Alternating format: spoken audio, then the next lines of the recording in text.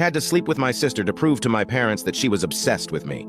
It all started when she would bury her head under my skirt. She kept challenging me to climb an old treehouse, which I finally did, only to realize she could see up my skirt as I climbed. I screamed at her to stop looking, and she acted like I was disgusting for thinking she was looking. The whole situation was super weird, so I just let it go and never mentioned it again. A few months later, I caught her looking at my photos on my phone. Of course, a big fight happened, and my parents got involved. She told them she was trying to delete an ugly photo I had taken of her somehow. My parents saw it as if we were both in the wrong. I didn't have anything scandalous there, but it just felt so wrong for her to be looking at my photos. 2 years later, when we were moving to a new house, my sister and I found out we would be sharing the same bathroom. My sister acted annoyed, but I could see the smile on her face. She never knocked when I was in the shower. Instead, she just tried to see if the door was locked. Eventually, the inevitable happened. I forgot to lock the door, and she barged in. Fortunately, I was still dressed. I told my parents about it, and instead of the solution being that she should knock, the solution was that I should use the guest bathroom downstairs. Just when I thought it couldn't get worse, it did.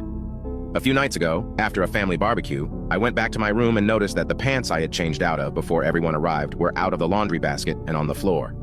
When I got up to do the laundry the next morning, I realized that the underwear I was wearing with those pants was missing. I wanted to scream my sister's name and storm into her room, but it would be pointless. The idea of confronting her about it, and her trying to manipulate me again, was so exhausting that I simply didn't say anything.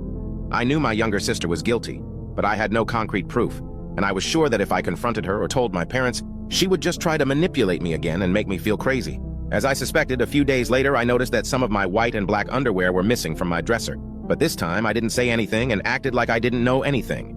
The next part of my plan was a bit sneaky, as I suspected. A few days later, I noticed that some of the white and black underwear were missing from my dresser. But this time, I didn't say anything and acted like I didn't know anything. The next part of my plan was a bit sneaky. I was thinking about how to make her hit on me or something like that so I could record it and show my parents. So, I decided on something. My parents were going to another city for the wedding of 2 of their friends. That day would be perfect to put the plan into action, so the day arrived. I thought of all the ways to provoke her, and the most effective way I found was to pretend I was using the bathroom and stay inside wearing only the bottom of my bikini, waiting for her to barge in as she always did. As expected, she broke in through the door as usual, but I didn't expect the reaction she had.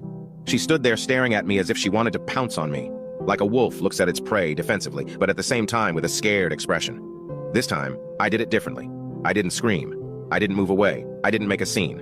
I just looked into her eyes with a tempting expression. I smiled and asked, "Do you like what you see?"